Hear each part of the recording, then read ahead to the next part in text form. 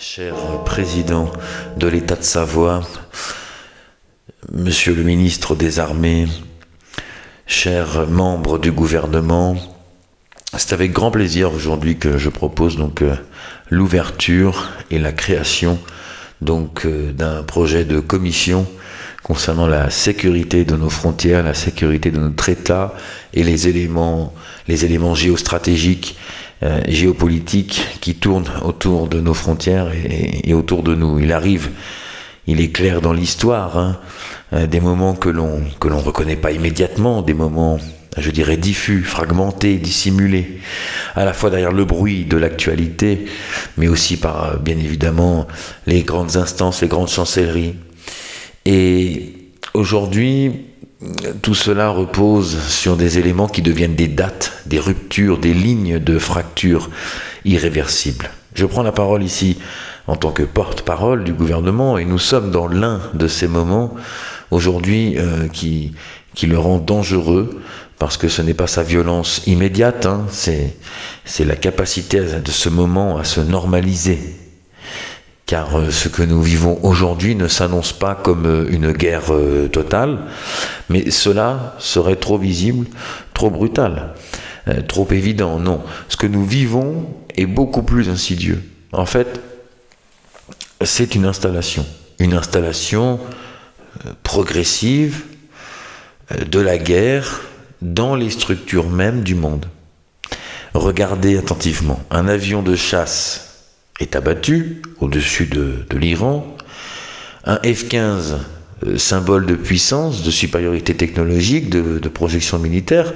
Il ne s'agit pas seulement d'un appareil détruit, il s'agit d'un message, d'un signal adressé à toutes les puissances. Et désormais, les lignes rouges, elles peuvent être franchies. Et immédiatement, presque, je dirais mécaniquement, il y a une mission de sauvetage qui est déclenchée en territoire hostile. Donc ça signifie que l'affrontement n'est plus indirect, qu'il n'est plus contenu, qu'il accepte désormais en fait le risque d'un face-à-face ouvert. Et derrière cette opération, il y a des vies suspendues, des décisions prises en quelques minutes, des chaînes de commandement sous tension extrême. Et ce premier événement, à lui seul, aurait dû suffire à alerter le monde. Mais il n'est pas seul. D'abord, un missile balistique qui traverse plusieurs pays. Il franchit des frontières souveraines. Il survole des territoires. Ignore les lignes politiques tracées par les hommes. Ce missile n'a pas de diplomatie, il n'a pas de langage. Monsieur le ministre des Armées, ce missile, il ne connaît que sa trajectoire. Et c'est au-dessus de la Turquie, membre d'une alliance militaire, qu'il est intercepté par un système antimissile et un impact dans l'espace, à des vitesses que l'esprit humain peine à concevoir. Ce moment est fondamental, parce qu'il révèle que la guerre n'est plus localisée. Elle circule, elle traverse, elle déborde. Et les États ne sont plus seulement des acteurs, ils deviennent des couloirs, des zones de passage, des espaces potentiel d'impact. Et pendant que ces événements se produisent, pendant que le monde observe, pendant que le monde analyse, commente, une autre décision est prise, beaucoup plus silencieuse, beaucoup plus structurée, méthodique. Et là, je m'adresse au ministre de l'Industrie, de nos industries. Boeing annonce tripler sa production de capteurs pour missiles antimissiles PAC-3 MSE sur une période de 7 ans. 7 ans. Ce chiffre, à lui seul, devrait nous arrêter. Car il ne correspond pas à une réaction, Il correspond à une projection, à une anticipation, à une planification froide d'un monde où ces systèmes ne seront pas l'exception, mais la norme. Cela signifie que les décideurs industriels et militaires ne se préparent pas à gérer une crise, ils se préparent à vivre dans un état de conflit prolongé. Et c'est ici que réside le véritable basculement. C'est-à-dire que nous ne sommes plus face à des événements militaires isolés, nous sommes face à l'alignement de 3 dimensions. La dimension opérationnelle, où les avions tombent et les missiles sont interceptés. La dimension technologique, où la vitesse et la précision dépassent la capacité humaine de réaction. Puis enfin, la dimension industrielle, où la guerre s'inscrit dans la durée, dans les chaînes de production et dans les contrats, dans l'économie elle-même. Quand ces 3 dimensions s'alignent, c'est l'histoire qui change de nature. La guerre cesse d'être un accident, elle devient un système. Un système qui se nourrit de lui-même, un système qui justifie sa propre existence, un système qui transforme les nations, les économies, les esprits, et le danger ultime n'est pas l'explosion immédiate. Le vrai et véritable danger, c'est l'habitude. L'habitude de voir des missiles traverser des continents. L'habitude d'entendre parler d'interceptions comme de simples réussites techniques. L'habitude de considérer la montée en puissance industrielle, militaire, comme une nécessité économique. Lorsque l'habitude s'installe, la résistance disparaît. Et lorsque la résistance disparaît, tout devient possible.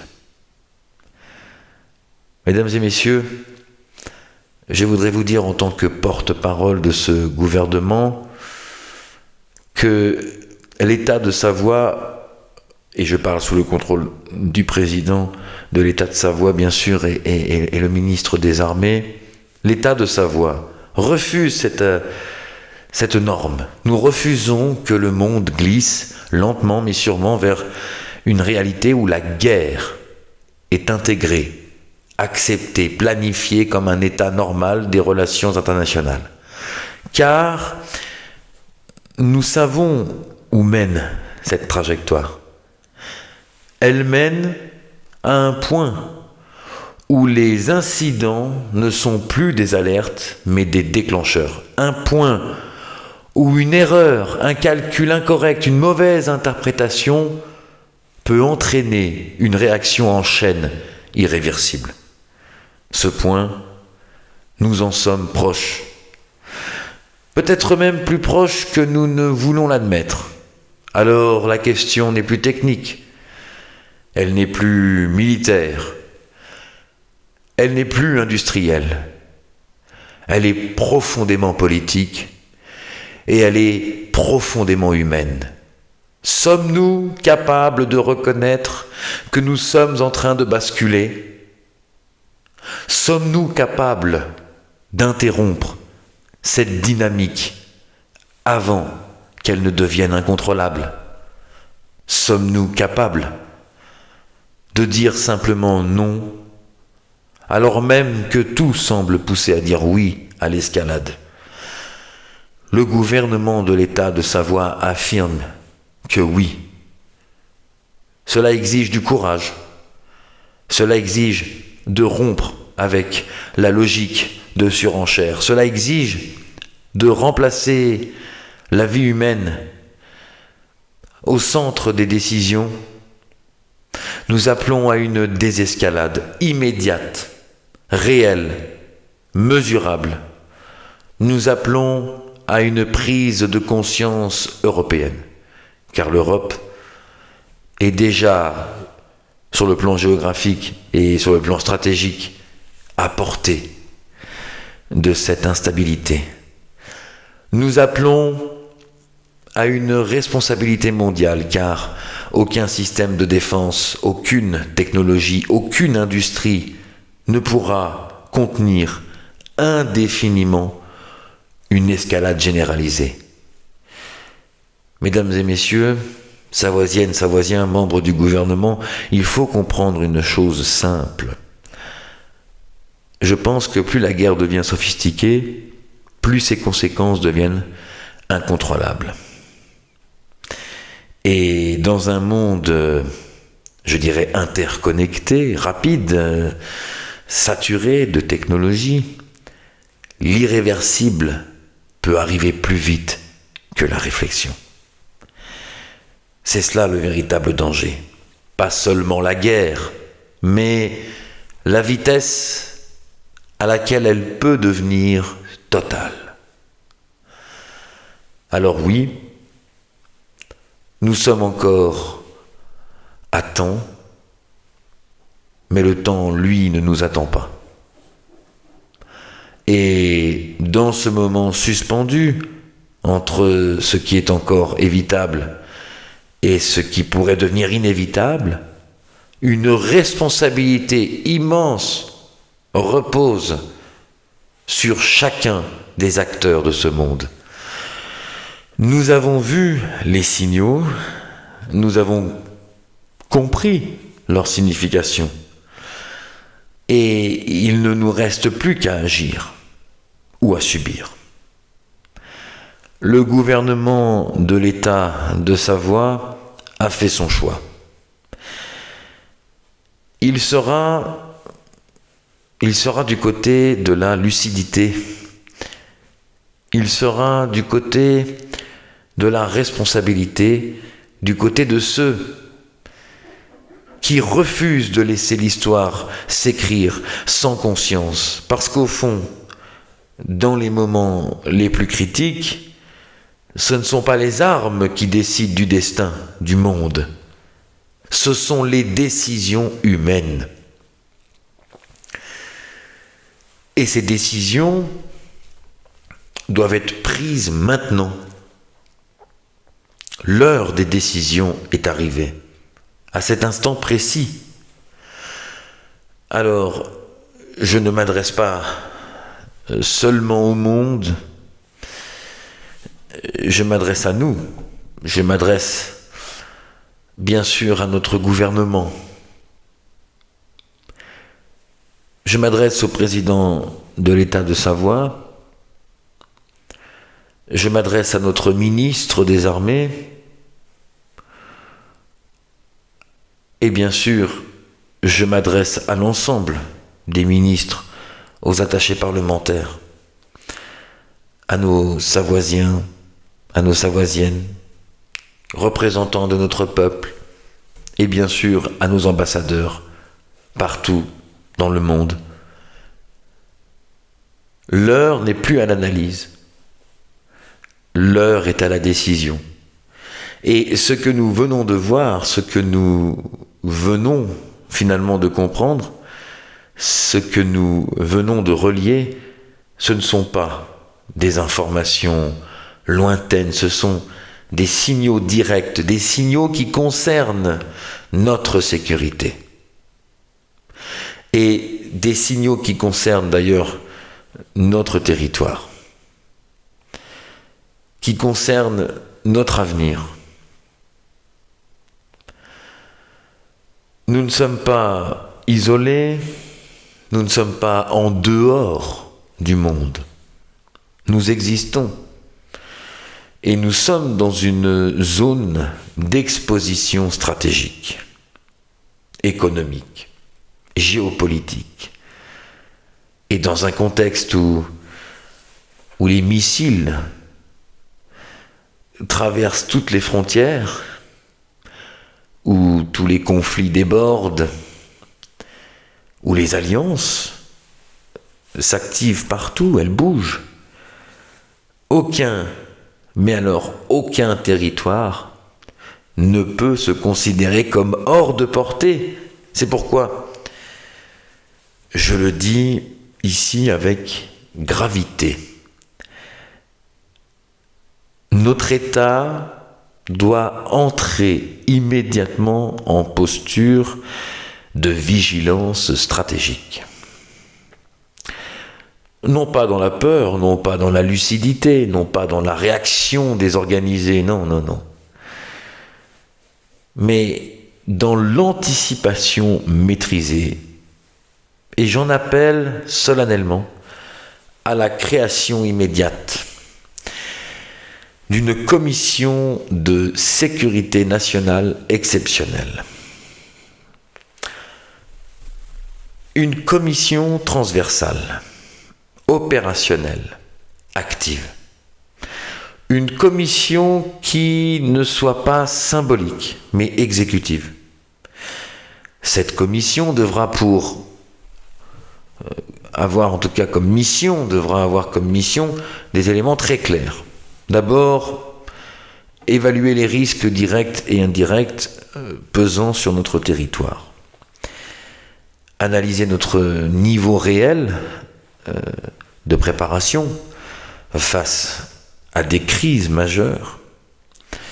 Et bien évidemment, identifier nos vulnérabilités stratégiques, qu'elles soient militaires, énergétiques, numériques ou civiles, afin de proposer des mesures concrètes, rapides et applicables. Mais au-delà de la structure, c'est aussi une dynamique que nous devons enclencher, à la fois une dynamique d'État. J'en appelle au ministre, pour qu'il sorte des logiques sectorielles et travaille dans une coordination totale. Aux attachés parlementaires, aux ambassadeurs, et à vous le peuple, pour qu'ils assurent toute remontée d'informations rapides, claires, sans filtre, sans inertie administrative, à nos ambassadeurs, nos chers ambassadeurs, que l'on veut remercier ici, afin qu'ils mettent en action immédiatement, qu'ils activent tout de suite tout leur réseau, qu'ils évaluent les risques à l'international, qu'ils anticipent les évolutions diplomatiques et sécuritaires, car je pense que dans un monde qui accélère, la lenteur devient une vulnérabilité. Et nous devons également poser la question suivante, c'est sommes-nous prêts? Pas en théorie, pas sur le papier, mais en réalité, sommes-nous prêts à faire face à une crise énergétique soudaine, à une perturbation majeure des flux économiques sur notre territoire, à une menace sécuritaire indirecte ou hybride, à une instabilité régionale qui se rapproche de nos frontières grandement? Si la réponse est incertaine, alors nous avons déjà perdu du temps. Ce que nous devons construire dès maintenant, c'est une capacité de réaction rapide, une capacité d'anticipation, une capacité de résilience. Et cela exige une chose fondamentale, c'est regarder la réalité en face.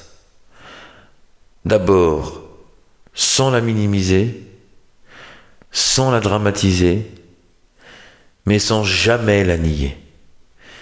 Le gouvernement de l'État de Savoie a une responsabilité historique. C'est celle de protéger, celle d'anticiper, celle d'agir avant que les événements ne nous dépassent. Et je le dis, c'est solennel. Nous n'avons pas le droit d'attendre. Nous n'avons pas le droit d'être surpris.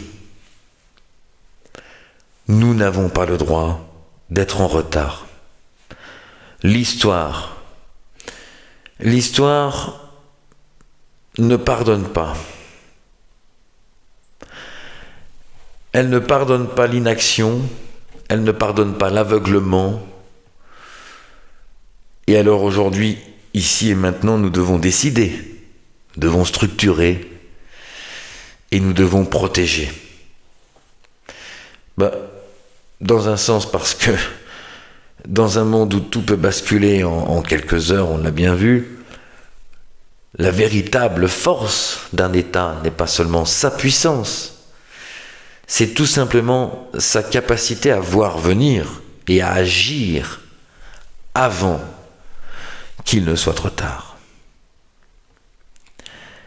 Mesdames et messieurs, chers membres du gouvernement, je vous remercie. Cette prise de parole a pour but donc d'ouvrir le champ de vision sur donc la prochaine conférence qui doit, je pense, ouvrir sur une commission, cette fameuse commission extraordinaire de grande sécurité.